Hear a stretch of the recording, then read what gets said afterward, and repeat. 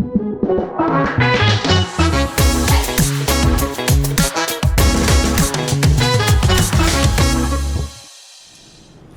I'm Andrew. Hi, I'm Alexis. Hi, I'm Brandon. And we're from Tipsy Social. And welcome to Trending with Tipsy.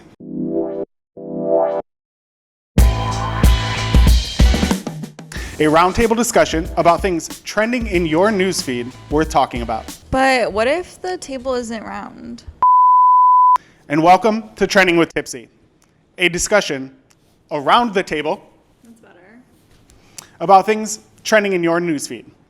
All right, so we're going to kick the conversation off with something that's been trending in everybody's newsfeed, New York State legalizing marijuana. So let's talk about what we think about it. Alexis, what do you think about New York legalizing marijuana? I think it is interesting. The main thing that I'm excited to see is like how our local economy will grow from it. I was reading a little bit about it, and they do expect like $350 million in tax revenue. It's a lot. Yeah, which I'm excited about. I think that will be good to see like where it goes. I think it's exciting though. I think it's a big step, and I'm glad that New York like decided it was their time to do it. I mean, 15th state, so Yeah. it's not the Excelsior in marijuana. Brandon, how do you I think feel? there's a lot of potential, like Alexis said, for the local economy. I'm definitely curious to see not only what new brands come about, but what existing brands and businesses in the Hudson Valley will partner with different dispensaries or things like that. I definitely think there's a big potential for that. Definitely some crossover with the food and beverage industry, the retail industry, who knows, events. I think there's definitely a lot of potential there, so I'm really curious to see where it goes. Smoked in the Hudson Valley. Sure. You heard it here first, people. I mean, I think it's a great concept. Obviously, like I said, 15th state to legalize it. It's going to do a lot for tax revenue. Any dollar that's that we take from that is a dollar that's not coming out of our pockets, essentially. So I think that's great. I saw yesterday New York State ranks amongst the highest in individual taxes. So each of us pays the highest in the entire United States. So I definitely think this is something that can help offset that. But like you said, I'm really excited to see brand collaborations. Food and bev, if you're open late and someone has the munchies, you're where to go. Even the local smoke shops and the head shops, like how they're going to take this on, because it's no longer going to have to be, well, I guess federally it would still have to be beating around the bush of Right. your water pipes and your, Right. your tobacco pipes. How they're going to adapt to the demand. So if you think about it, anything that becomes legal is going to get more customers than it would have if it was illegal. People who may have, smoked weed in their college days, but now they're young professionals or, a family person, they're like, I can't do that because it's illegal, may start toking again because now they can, and it's not, going to be as taboo as it was in the past. Right. Yeah, I agree. I think it's an interesting way to look at it, and I'm excited to see what local Hudson Valley type businesses and even manufacturing. We all know the CBD farms in Hopewell and on the Thruway. What they're going to do, that would be great to see. Yeah, I think it'll be interesting to see which businesses like adapt to it first. They're like, we're getting ahead of the curve. Like we're gonna get into it first. I definitely think there's potential for like a cafe style thing. I mean, obviously I think there's a few towns in particular. People might agree, they might disagree, but I think your Beacons, I think your New Paltzes, I think maybe even Kingston. Cold Spring. Yeah, will be like some of the first to sort of see those businesses. I think Beacon in particular, like if you look at the different cafes and stuff that they have now, there's a cat cafe, there's a barcade, there's going to be the record store that's also a bar. Like there's kind of like these spin-off sort of businesses that have like the side show to the cafe. So I think a weed cafe could be the next thing. What that is, maybe just, I don't think, recreationally smoke, you're not gonna be smoking it. I don't think they're doing that yet. but like while other people are there, but a combination like dispensary and a bar, or a dispensary and a cafe where you can get food, but then also get something else. I think there's potential for that. I don't know legally what the regulations are going to be. I think that's like one of the hardest parts right now. They're still in the infancy of figuring out what legally can happen. I mean, based on what I read, if you're 21 and older, you'll be able to smoke anywhere that tobacco is, I read that you can smoke cigarettes, which we know is something that's dwindling anyways. So it'll be great to see what that looks like. I mean, the one taboo, like, and the one issue with this New York State law is that it is allowing municipalities to kind of control whether or not they're going to follow the state law. So we may be talking about how great it's going to be in the Hudson Valley, and may find out that Dutchess County or Ulster County or any of the counties have decided that they're not going to follow the law and allow it to happen. So that could present some issues and some barriers down the line. But I do think it's going to be great to see like how they do it, like how out of the box can you think? I mean, I don't know. Most people, when they smoke weed, they just want to like chill and vibe out. So I don't know how exciting a collab might be. It's not like, oh, we're going to do these adventure hikes after we get high. But it might be like a soothing yoga. Like, I would like that. Or like smoked yoga. Or a concert venue. I feel like there's a lot of that's a good idea. Like once live music comes back, I think there's potential for like there's Dark Side Records in Poughkeepsie. They're a record store, but they also have an event space for concerts. So having like that space to get it, to smoke and vibe out, to go to a dispensary, depending on what's allowed, of course, and listen to some music or browse records or something like that could definitely be a potential option. The only thing I think of when you say that is that 70s show. I don't know why. That's like the only thing I think of. I think that's fair. I mean, it was a good show. It was a good show. All right, y'all. So we're all smoked out right now, but we're going to take a break for you to listen to some of our amazing sponsors. Oh, look. It's Matt from Melzingah Tap House. Oh, what do you got for us? So today, I have our main lunch. Ooh. West Coast style IPA, Mass Landing Gunner's Daughter, that's our Nitro Stout, and our Hudson Valley Couture, our Farmhouse Ale. Thank you. Awesome. Thanks, Matt. Well, cheers. Cheers to Trending with Tipsy. Trending with Tipsy. Melzingah Tap House is a gathering place for craft beer enthusiasts, cocktail connoisseurs, and foodies in Beacon, New York. I love Melzingah Tap House. I love their carne asada. Is probably my favorite dish that I've had in a restaurant anywhere around here. I think for me, one of my favorite things about Melzingah Tap House is I hate to use the word vibe, but it is a vibe. Like the whole place is really like, if you're a fan of like Instagramming your food or like you have to take a picture of it, like this is the spot for that. You cannot I'm a photographer, so I come from that background. You can't take a bad photo. I mean, if you just look at like the scenery and like the wood and the lighting is awesome. So they really like kind of encourage that, which is awesome. For me, I probably got to go with the Beacon Burger. I'm a burger fanatic, and I think it's hard. Believe it or not, it's hard to make a good burger around here. I think like to have the quality of the ingredients, the fries, everything just kind of comes together. So I'm definitely a big fan. For me, I would say either the steak and eggs at brunch or the frittata. Those are both very good. I really like both of them. So I mean, you can't go wrong. You really can't go wrong.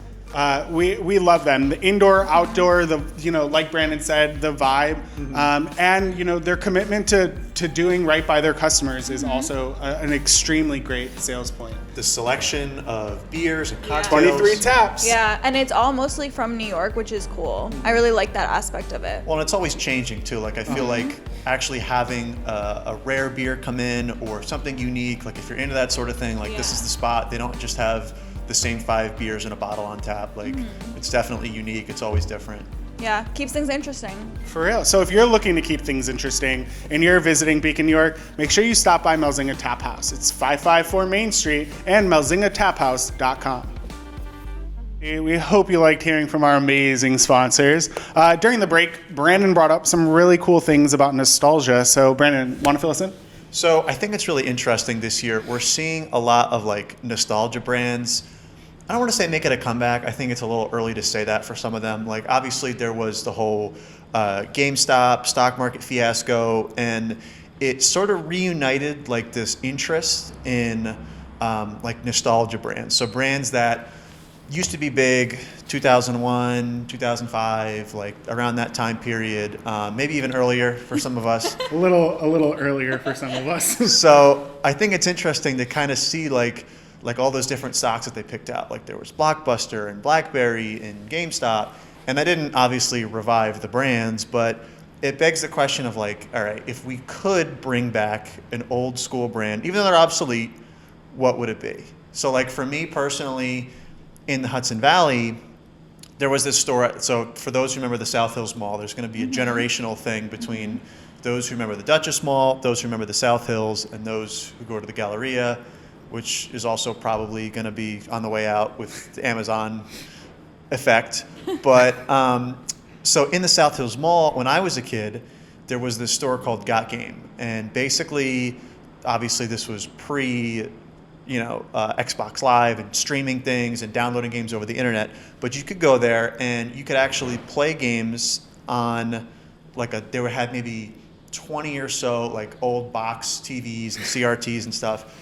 And they just had a wall full of games. So unlike GameStop, where you're going there to buy a game, it was like GameStop, but you could just rent the game. It was like the Blockbuster of GameStop.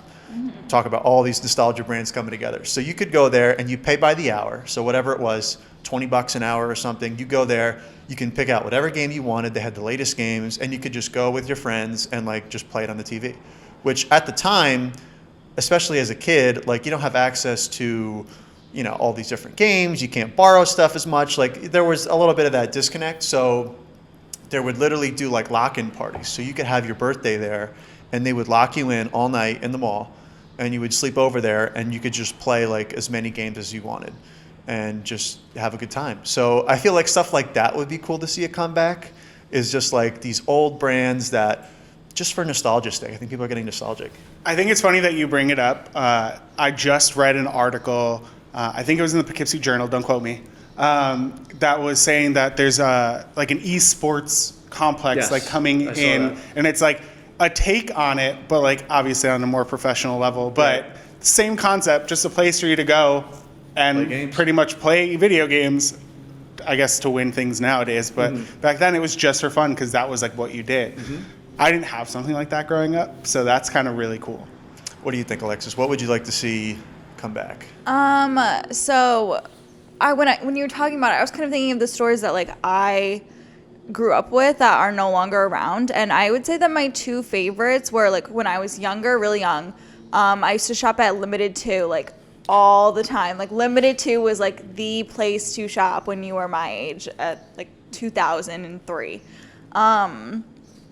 And then it got bought by Justice. And as soon as it turned to Justice, I was like, no, we're done. Like, no more. It's over. I was only about Limited too. Yeah, when, like, Justice. The clothes, it was a big drop in the cuteness of the clothes. Like, it was done.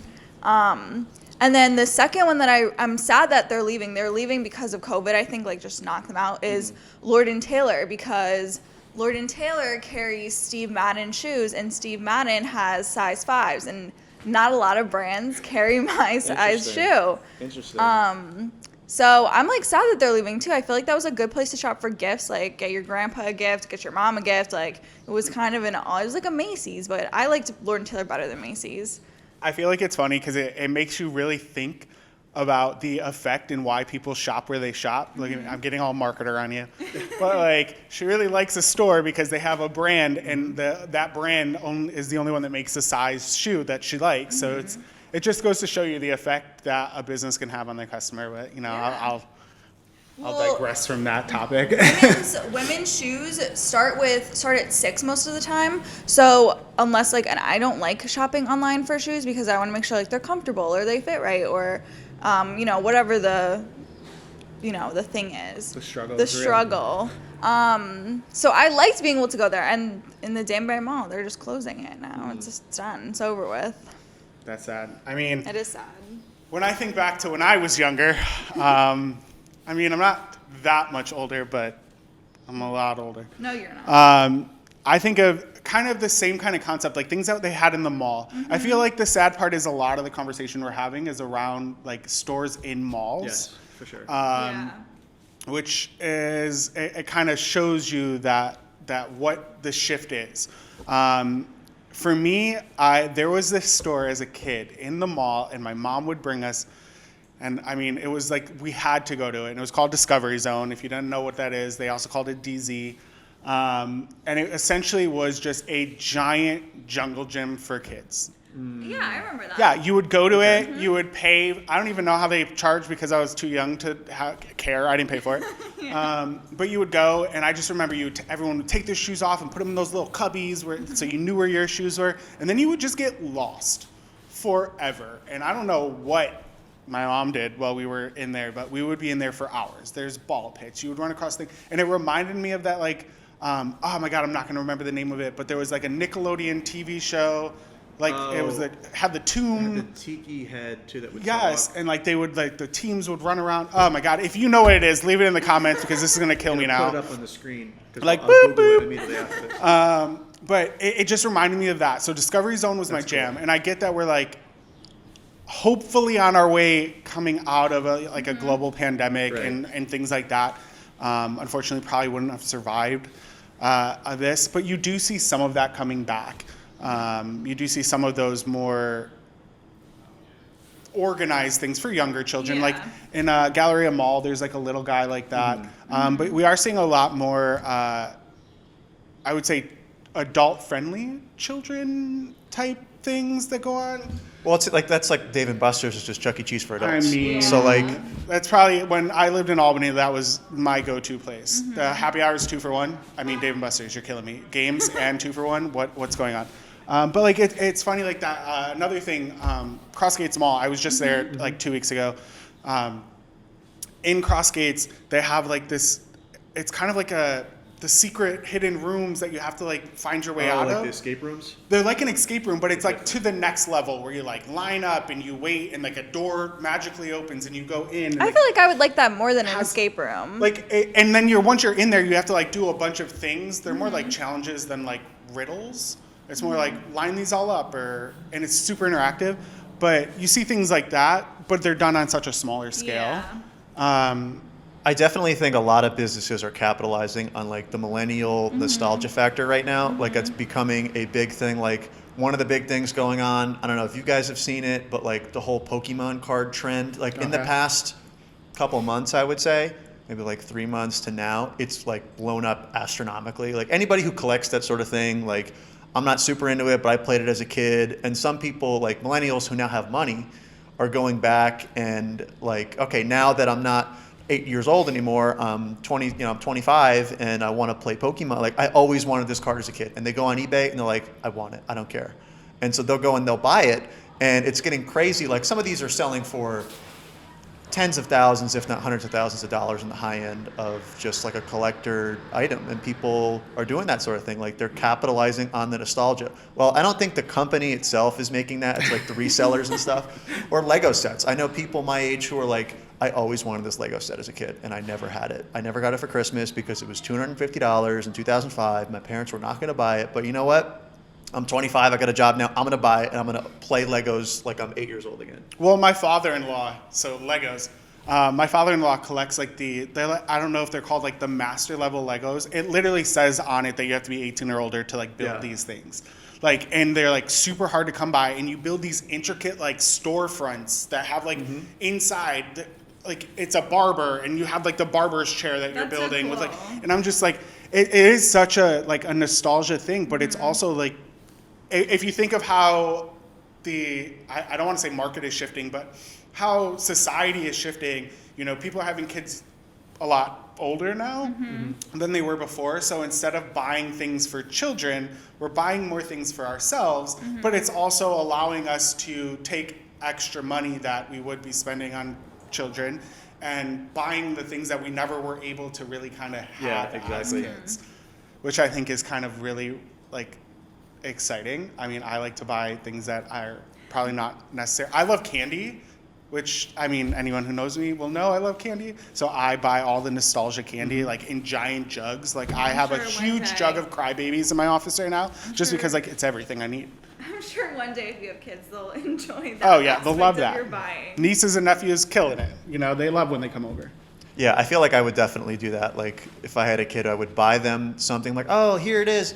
It's the Lego Death Star. Here you go. And it's like, Brandy, he's 5 years old. Like, you can't build that. Like, oh, I guess I'll just have to build it for him. Like, Yeah, I there's, guess I'm gonna have to you've do this for definitely you. seen, have you seen like those TikToks, Alexis, where it's like the guy's getting like the Lego Star Destroyer. It's like 10,000 pieces, like so ungodly. Like, people are definitely doing Yeah. this sort of thing because it's more for them. It's less about like the kids Well, I and feel stuff. like a lot of over the years, like adult coloring books, like people are kind of Sure, that's a good one. realizing like adults need to have their own things. I think the sad part about all of this, and I know that we're gonna get comments and everything being like, the funny part is you're just now realizing that, is that all of this was occurring when we were kids. It's just like, we thought it was for us, but realistically, our parents were getting the excitement out of it. Like Well, Disney. oh my gosh. Watching Disney movies as an Yes. adult is It's hilarious. So funny. Because you're like, Shrek is a good one. That's like an adult How did movie. you- yeah, like- it is an adult movie. Borderline adult movie. Cat in the Hat with what's his face? Mike Myers. Yes, Yep. Mike Myers. That I used to love that movie as a kid, but that is like there are adult jokes in there where I watched it a but second we time never and caught on I as know. kids, like nothing. And our parents are like laughing in the background, and we're like, we don't get it. Yeah. That's actually the reason why, like the family, like the Seuss family, has Yeah. they're never going to do a live action movie again for any of those books because of That went so well. because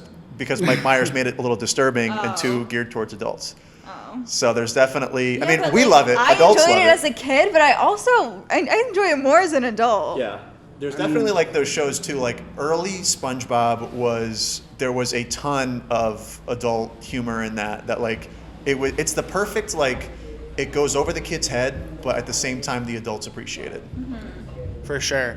All right, so that's going to take a break for now. Listen to some of our fun sponsors. This one I think you're really going to like. Hi, I'm Andrew, and I'm the founder and CEO at Tipsy Social.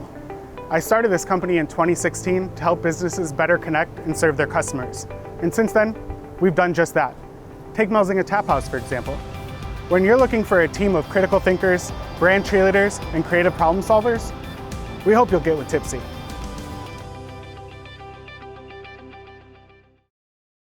All right, well, that's all we have time for today. I'm sorry, I got to go fold the dishes. Thanks for tuning in. Make sure that you follow our page to see what's coming up next. We have exciting things, but that's pretty much a wrap. So from all of us at Tipsy Social, deuces.